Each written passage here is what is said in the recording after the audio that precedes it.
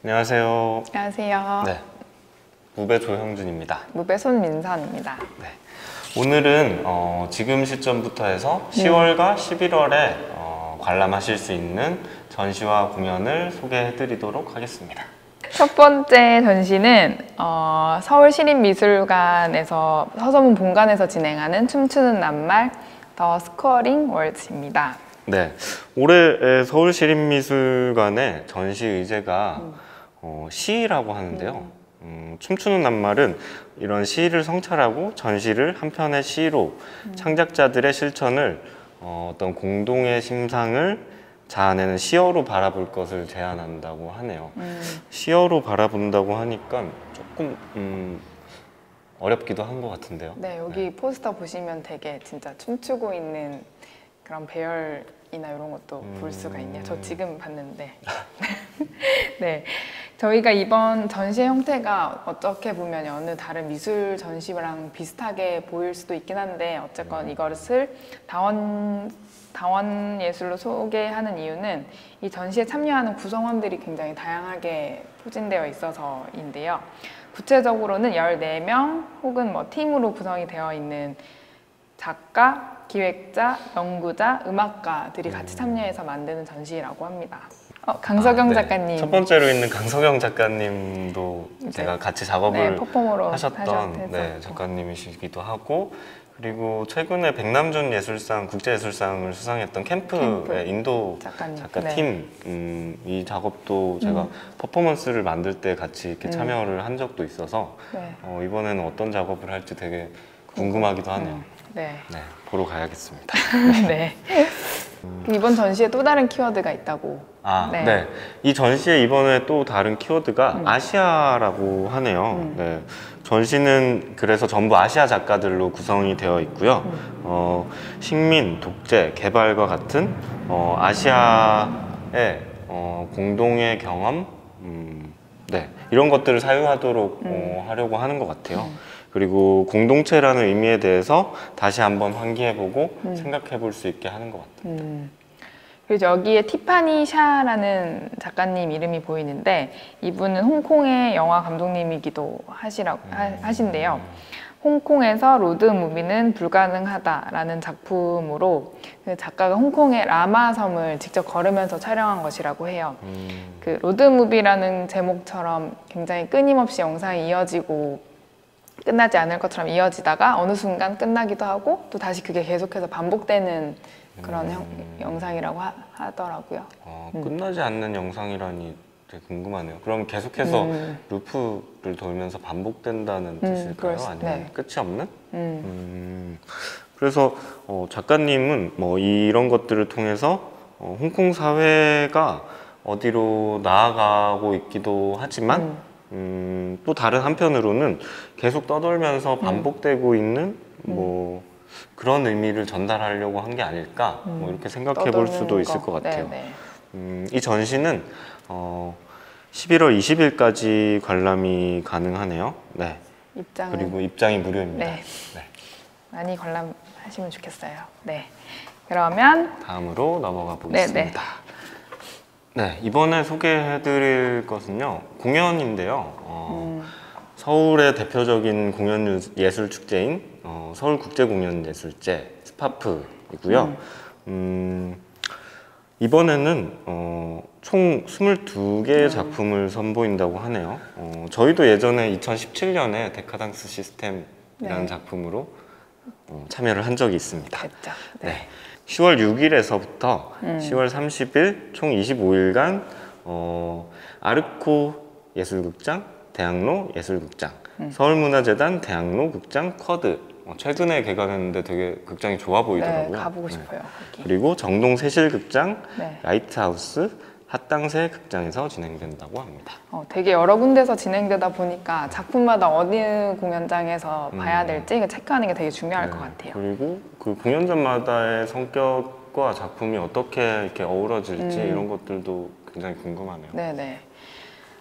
그리고 올해 스파프의 주제가 전환인데요. 그것은 어쨌건 전환의 과제로 확장이 된다고 할 수가 있고 기술, 환경, 정치, 사회 구조 그리고 팬데믹으로 인한 시대의 변화 그리고 동시대 가치와 관점의 전환, 또 이제 전환의 시대에서 예술의 역할은 무엇이고 그 동시대 예술은 무엇인가라는 질문을 던지기도 하고 예술의 형식과 관람 방식 그리고 관객의 역할은 이제 어떻게 전환되고 있는가 이런 것들에 대한 질문을 던지고 있다고 해요. 뭐 어떻게 보면 조금 늦은 감이 없진 않지만 굉장히 중요한 질문들인 것 같아요. 맞아요. 예술에 있어서 네. 그런 형식에 대한 질문을 한다는 것 자체가. 그쵸. 네. 그리고 신기한 거는 스파프에도 이번에 시를 주제로 한 공연이 있는데요. 동시대 작업물들에 시가 꾸준히 계속 등장하는 것이 좀 놀랍기도 한 것 같아요. 왜 시가 많이 등장하는 걸까요? 네, 그래서 저도 이번 소개를 한 작품들이 왜 다 시랑 관련이 있을까? 그래서 어제 곰곰이 생각을 좀 해봤는데요. 네.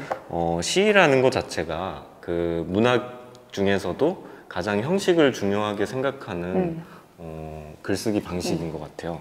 그래서 동시대 예술에서 그런 다시 한번 형식에 대한 고민이라든지 아까 말씀해 주셨던 예술의 형식, 관람 방식, 그리고 관객의 역할 이런 것들에 대해서 고민할 필요가 있고 이런 형식들이 어떻게 예술의 가치로 옮겨갈 수 있는가에 대한 고민이 필요한 시점이다 라고 생각이 들었어요. 그러니까 형식 자체가 그런 예술의 가치를 결정하는데 굉장히 중요한 요소가 될 수 있다라는 그런 말인 거겠죠. 네네. 네. 저희가 소개해드릴 공연은 포스트 음악극 시인데요. 작업은 텍스트와 음악이 관계를 맺는 방식에 대한 고민에서 시작이 되었다고 해요. 그리고 백석의 시에서 출발을 했고 시와 텍스트로 탐구 범위를 확장을 해서 이번 퍼포먼스에서는 음악으로 만드는 서사의 가능성이라는 질문에 음악을 텍스트로 한 다채로운 음악적 실험으로 답한다라고 설명을 하고 있다고 해요. 이런 사운드 아티스트이자 공연 예술가인 조은희 작가님은 클래식 작곡을 기반으로 해서 전자음악과 동서양의 전통음악 그리고 사운드 스케이프를 유연하게 엮어내는 방식을 통해서 음악 공연을 만들어 오셨고 이 작업은 10월 21일과 22일 이틀간 관람이 가능하다고 합니다. 네, 그럼 스파프 공연을 하나 더 소개하면서 다음 전시로 넘어가 보면 될 것 같아요. 네. 이번에는 안무가 김보라 씨와 기어이 주식회사의 협업 작품인 동시감각이라는 작품인데요. 10월 21일과 23일 이틀간 아르코 예술극장 소극장에서 관람이 가능하다고 합니다. 일단 작품의 설명글을 한번 읽어보면 어떨까 싶어요. 네, 읽어주시겠어요? 제가 네. 한번 읽어보겠습니다.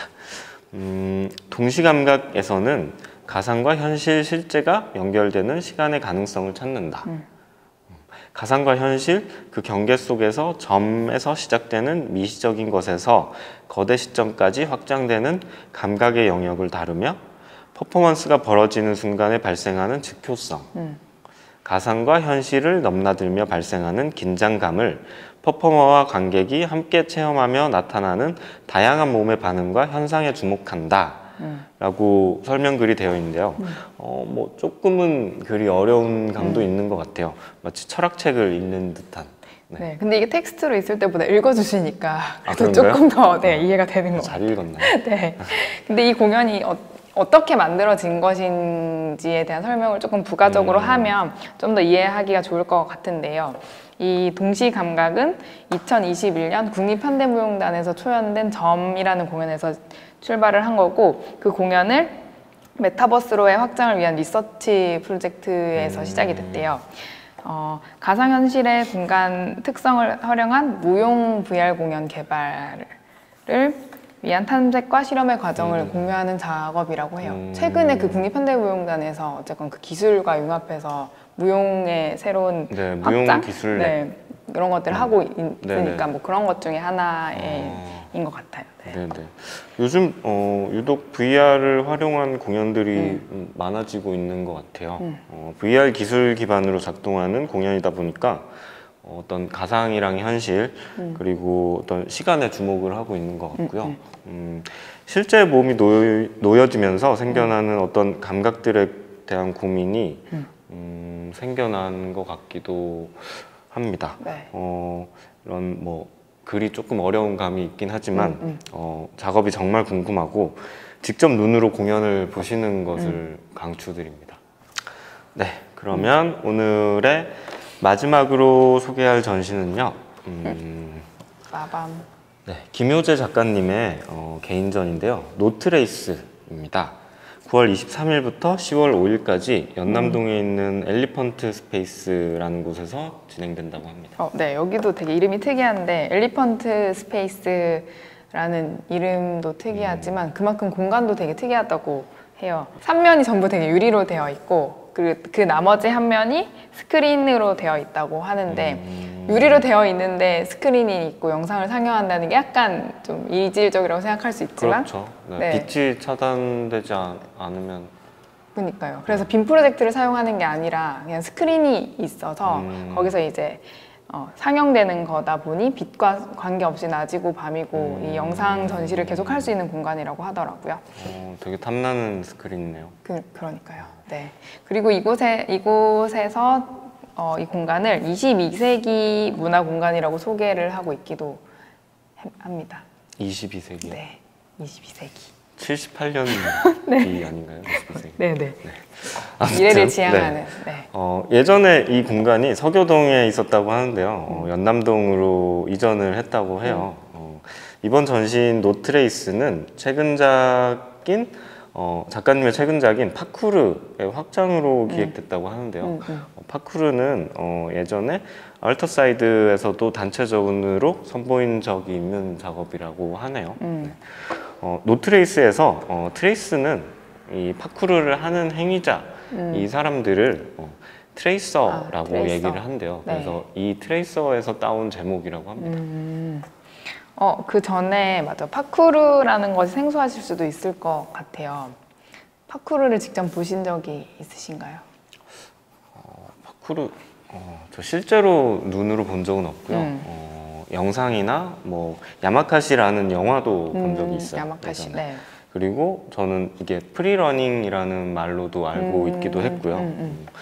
그래서 파쿠르는 어떤 한 지점에서 다른 지점까지 맨몸만을 사용해서 자연, 그리고 도시 건물이나 다리, 벽 등의 지형, 그리고 지형지물, 그리고 사물 이런 것들을 효율적으로 이용해 가면서 이동을 위한 이동하는 스포츠. 이게 스포츠라고. 네.